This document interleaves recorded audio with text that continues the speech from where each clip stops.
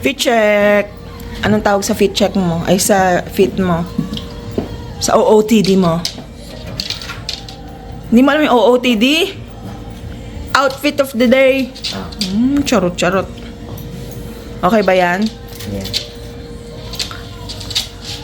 Ito, fit check. With Milo. Kumakain pa. Ay, good morning. Milo.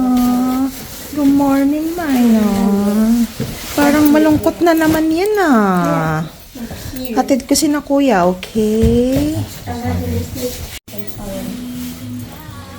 Hindi ko makita, ang dilim ng face niya eh. Oh. Wala akong makita. Slushy snow. Alamang yan, madulas na naman. Ay, bakit ganyan yung ano? Look at this. Humina na.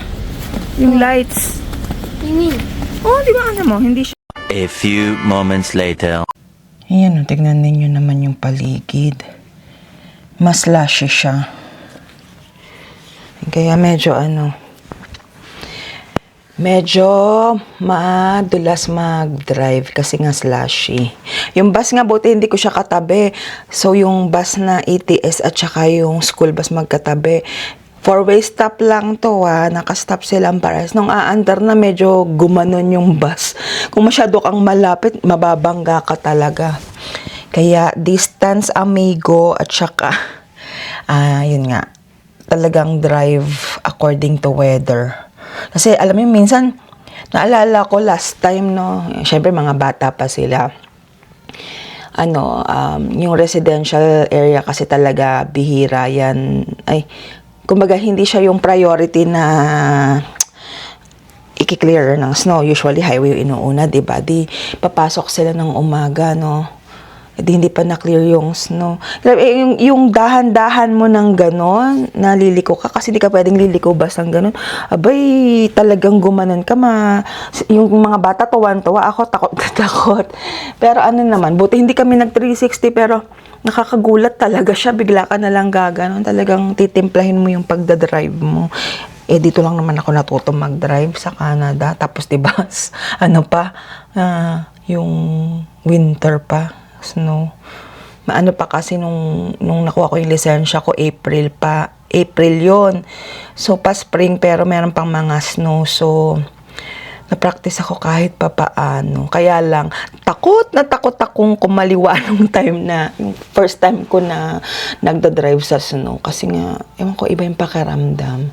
Tapos, syempre, medyo late na akong natuto. So, sabi kasi nung nagtuturo sa amin, the more na nagkakaedad ka na mag-driving lesson, ewan ko, siguro talagang nervyoso lang ako. Pero yun yung sinasabi niya, the more na nagkakaedad ka na mag-driving lesson, the more na yung confidence mo medyo, parang mas nagiging matatakotin, kumbaga. O magtutupi muna tayo ng labada. Half day ang mga bagets ngayon. Kaya wala tayong pasok. Meron kaming nabili sa Costco na Oilers na jersey. Pero, large. Ito na yung pinakamaliit niya. Binili lang namin. Pero yung wala siyang pangalan sa likod. Lang to kasi to $30. Parang masarap na lang pantulog Kahit kay tatay, dinryer ko pa to Malaki kina kuya Ito naman sa akin, look at the hands. Pero masarap siyang isuot. Di ba? Go Oilers!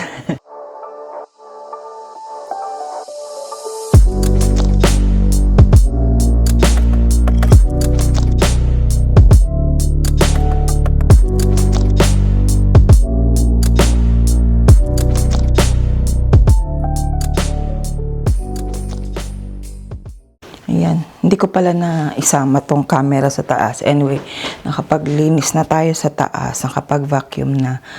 Saka na lang natin siya ituturo. Nag-vacuum lang ako ng mga room. Ito talaga gusto kong ayusin, yung sala. Parang gusto ko na naman siyang i-reshuffle na. Hindi tayo makalabas kasi slushy Kawawa, malungkot. Hindi ko siya mailakad at natatakot akong maglakad ng ganyang madulas. Yung itsura sa labas, puting-puti, Ngayon, tignan natin kung anong gagawin ko dito. O, diba? Ang ganda ng tindig na naman yung... Sa plano ko tong i-reshuffle. Tignan natin kung anong gagawin natin. Yan. But first, mag-dust at saka vacuum muna tayo. Tapos, after nun siguro, lalabhan ko ulit tong mga kobre kamang nandyan. Diba, Milo?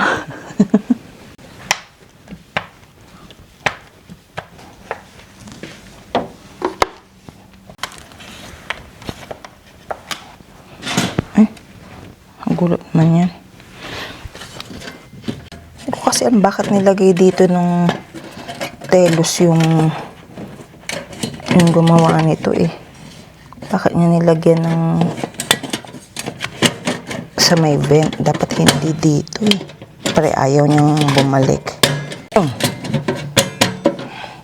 Giliw. Ang daming abobot. Abobot for life. Siyempre, tatapon na natin to kasi wala na. I can feel it in the air. It's getting colder, but yet so warm.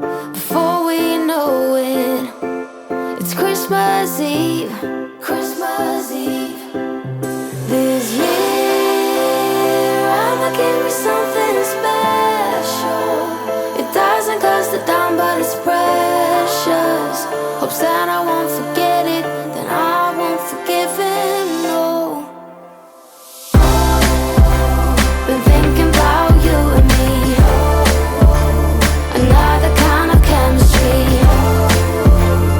I got nothing on my Christmas list but you, but you. I love the snow and I love the scarves. The candles light in the decade malls, but something's missing. I wonder what, this year I'ma give me something special. It doesn't cost a dime, but it's precious. Hopes that I won't forget it, then I won't forgive him, no. Been thinking about you and me. Another kind of chemistry. I got nothing on my Christmas list but you, but you. Ay, buti na lang wala kang pasok ngayon. Tumawag yung school ni Jairus. Hindi ko pa nga narinig yung phone ko kasi di ba naglilinis nga ako. Buti narinig ni tatay. Ayun. Masama ang pakiramdam ng bagets. Sumakit yung ulo. So, yun. Kung nasa trabaho ako, di 30 minutes pa siya mag-aantay or more. Buti na lang, nasa bahay ako. So, nasundo ko siya. Hindi ko pala naipakita sa inyo yung final look nung pinagagawa ko kanina kasi iniwanan ko nga dahil sinundo ko si kuya, diba? Nandun siya nagpapahinga at nilalagnat. Uso kasi dito ang flu dahil flu season nga. Anyway, ito siya, oh. Ayan na yung Christmas tree. Yung TV, andyan pa rin siya. So, yan. Siyempre, bininyagan na nito. O, diba? Sarap ng pwesto. Sarap ng pwesto niya, no? Nakaunan pa yan. Para ano? Para maliwanag yung pag nandito ka nakaupo sa upuan na to. Yan, dyan. Maliwanag yung ilaw mo. Kasi pag nandun yung upuan, kailangan pa namin buksan yung ilaw na yun kasi ang dilim. Itong mga bagets, minsan kinakalimutang buksan yung ilaw. Pag sa cellphone, nag-laptop o at least dito, pag dito nakaharap, diba, maliwanag. Ang gara kasi ng ilaw dito, walang ilaw dyan. Diba? Andito siya sa, either sa kusina or dun nga sa entrance. Kumbaga hindi naliliwanagan yung buong ganyan. Anyway, that's all for today, folks.